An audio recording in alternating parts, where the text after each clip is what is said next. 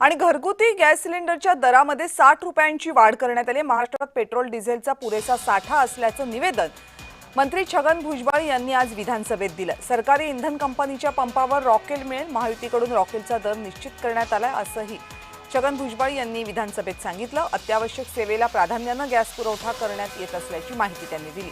शिवाय घरगुती gas cylinder साठेबाजांवर कारवाया सुरू आहेत। राज्यभरात काळा बाजार प्रतिबंधक धाडी घातल्या गेल्या आहेत। 1208 सिलेंडर जप्त करण्यात आलेले आहेत। साठेबाजांवर 23 गुन्हे दाखल करण्यात आलेले आहेत। घरगुती सिलेंडरचे 18 साठेबाज अटकेत असल्याची माहिती छगन भुजबळ यांनी आज विधानसभेत दिली।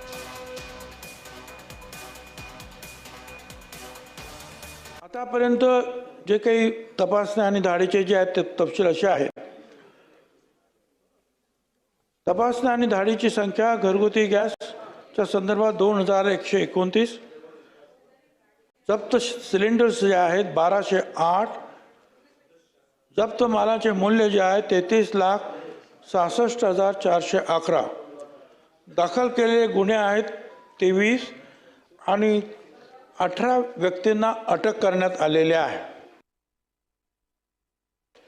घरगुती सिलेंडर 852.50 रुपये पासून 912.50 रुपये म्हणजे 60 रुपयाची वाढ, आणि व्यावसायिक सिलेंडर जे आहे हे 1720.50 रुपयावरून 114.50 रुपये वाढ केलेली आहे।